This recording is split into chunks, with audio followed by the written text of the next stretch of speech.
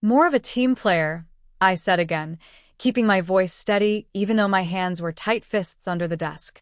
My boss, Raymond Torres, leaned back in his swivel chair, wearing that smug grin of his. "Listen, Natalie, you're amazing at what you do," he said. "But Brianna, she's just pleasant. She makes people feel at ease. She's easier to work with. You're too focused on the numbers." So that was it. Not my skills, not my results, just that I didn't chat enough by the coffee machine. I'd been at Phoenix Analytics for 6 years. I was 29 when I started, fresh from grad school, and full of drive. Now, at 35, I'd helped land multi-million-dollar deals, improved our systems, and cut costs by over 30%. Yet I'd been passed over for a promotion in favor of someone who showed up late, left early, and laughed at every joke. I stared at Raymond while he shuffled papers, waiting for me to accept his decision. Instead, I reached into my bag and pulled out a white envelope. "I understand," I said, calmly setting it on his desk. "Thank you for your honesty." He raised an eyebrow. "What's that?" "My resignation," I replied. 2 weeks from today." His face fell. "Natalie, wait. Don't be hasty." "It's not hasty." I cut in, cool and collected. "You're right. I focus on results. That's why I'm leaving." What Raymond didn't know, and what nobody in the office noticed, was that I'd spent months building my own consulting agency. It was fully funded, already up and running, and turning a profit. I wasn't defeated. I was taking control. If this feels like your own story, subscribe and follow, because Natalie's next move proves that walking away is not giving up. It's leveling up. And soon Raymond's choice will look like the real joke. As I walked out, everyone on the 18th floor of Phoenix Analytics watched me go. I could almost hear Brianna planning what color throw pillows to buy for my empty cubicle. But I held my head high and returned to my desk because I knew something they didn't. Inside my resignation envelope was another document, one that would make Raymond choke on his morning coffee. The next 2 weeks were exactly as you'd expect and more. Brianna strutted around the office like she owned the place, laughing loudly at every joke and showing off her new title. One morning, she sat on the edge of my desk. "Natalie, I hope you're not too upset. I know how hard you worked for that promotion," she said.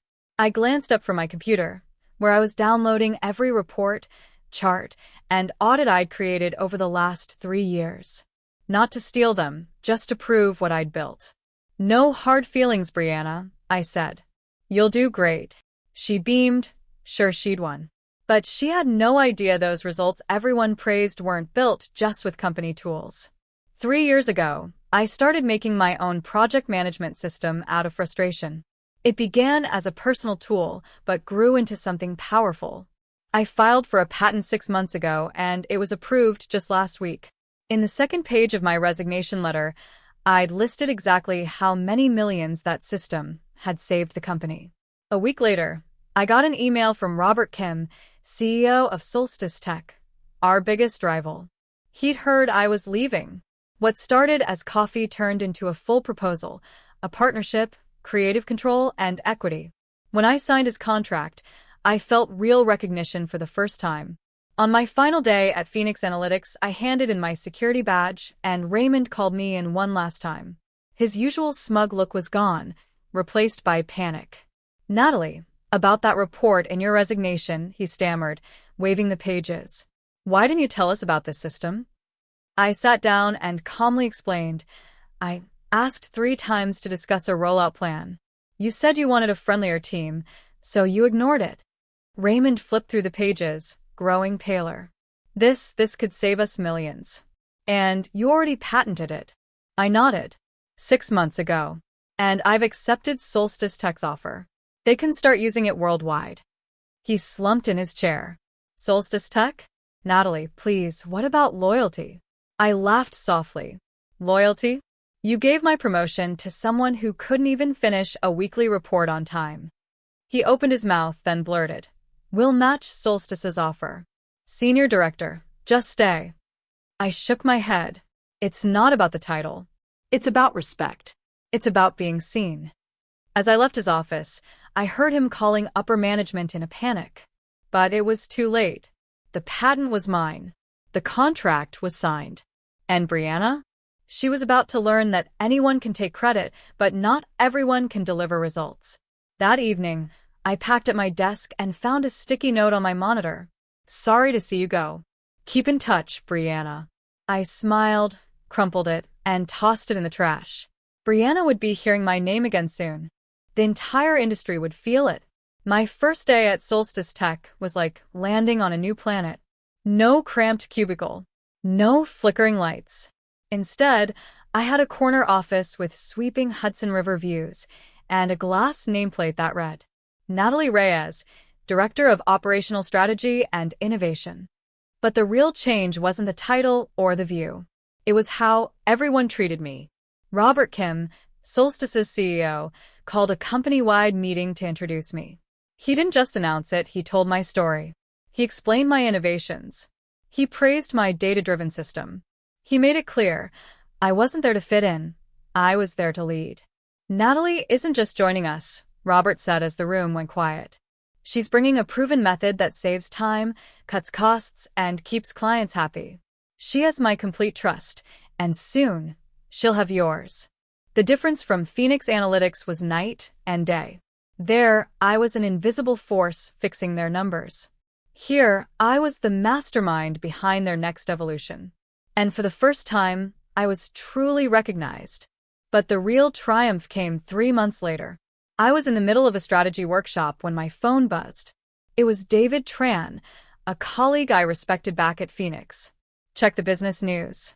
Something big just happened at Phoenix Analytics. I slipped out, opened my laptop, and saw the headline. Phoenix Analytics loses 30% of clients after Q2 collapse. The article was brutal. A project's delayed. Budgets blown. 3 major clients gone. Their systems were called fractured and outdated. One quote stung from my old client, Thomas Kwan, CEO of Terra Nova.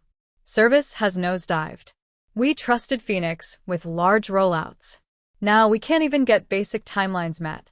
It feels like they've lost their backbone. I smiled. They had lost the backbone because I was that backbone. The structure they took for granted was the one I spent 5 years building. The one Brianna had no idea how to run. Another text came in. Brianna's having a meltdown in the break room. Sunlight streamed into my office as I leaned back in my chair. I didn't need revenge. I had results. If you've ever been underestimated, overlooked, or overshadowed by someone who didn't earn it, subscribe to the channel because Natalie's rise is just getting started. And what happens next will have the whole industry talking. She's sinking. And Raymond's finally realizing Brianna can't keep anything afloat. I set my phone down, a wry smile on my face. Brianna had spent 2 years polishing her image, swiping others' ideas, and coasting on her charm. Now she'd finally have to deliver, on her own. And Raymond, who bet on charisma over skill, was watching the fallout unfold. Meanwhile, I had bigger things to focus on. At Solstice Tech, my system wasn't just working, it was changing everything. Project turnaround times were cut in half. Client satisfaction scores hit record highs. Our internal efficiency metrics smashed all previous benchmarks. Robert had already approved rolling the platform out company-wide, and 3 major firms were in talks to license it. One crisp Thursday morning, 6 months after I left Phoenix Analytics, I walked into my office and found Robert by my desk, holding a newspaper. "Have you seen this?" he asked, showing me the front page. Phoenix Analytics to undergo full restructure after talent exodus and system failure. I took the paper and nodded. They're tearing it apart. The board finally realized how badly they mishandled their people. Robert shook his head. They tried to rebuild your system themselves, but they couldn't crack its architecture. I smiled, already knowing his next words. They thought it was just software, I said, but it was the approach behind it that made it powerful. Robert returned my smile with one of his own. That's why the board just approved your next promotion. As of next week, you're Executive Vice President of Strategic Innovation. They've seen what you can do, and they want you to lead our future. Warmth spread through me. This was real recognition, earned by vision and value, not by appearances. That afternoon, an email popped into my inbox from Raymond Torres. Subject: Apology. Natalie, I'm sure you've heard what happened at Phoenix. I was wrong. Overlooking your value was the biggest mistake of my career.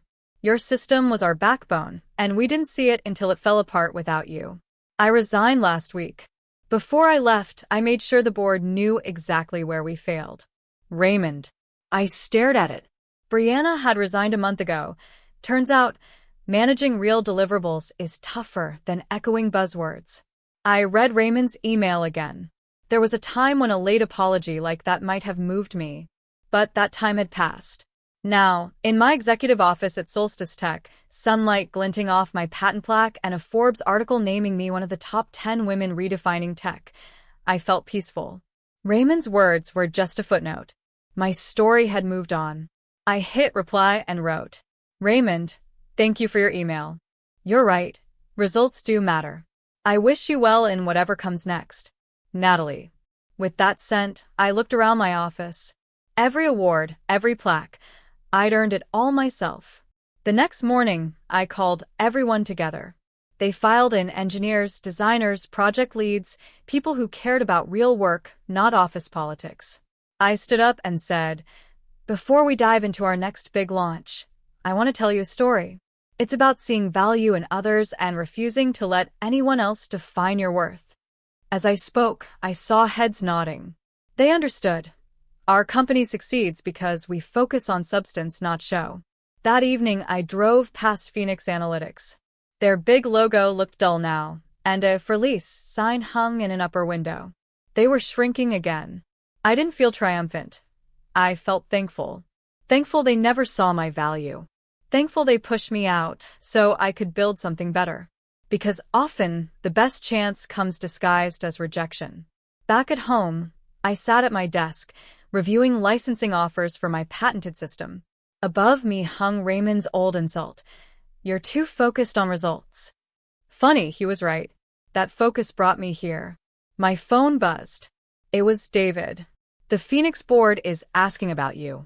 They want to know if you'd consider returning as CEO. I paused, then texted back. Thanks, David. But I'm exactly where I need to be. Because success isn't only about proving others wrong, it's about proving yourself right. That night, I thought of all the other Natalies out there, quiet professionals being overlooked because they're too serious or too ambitious. Maybe my story will reach one of them and remind them. Your value doesn't shrink just because someone else failed to see it. Rejection can be a launch pad, not a dead end. If this resonates with you, please subscribe and share your story in the comments. Let's build each other up. Remember, when people say you're too focused on results, they're just afraid of what you can achieve.